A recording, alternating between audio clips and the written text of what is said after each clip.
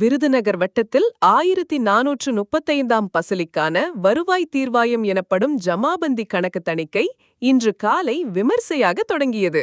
சாத்தூர் வருவாய் கோட்டாட்சியர் தலைமையில் நடைபெற்ற இந்த முகாமில் ஏராளமான பொதுமக்கள் தங்களது கோரிக்கை மனுக்களை அளித்தனர். இன்று ஒரே நாளில் பொதுமக்களிடமிருந்து 135 மனுக்கள் பெறப்பட்டன.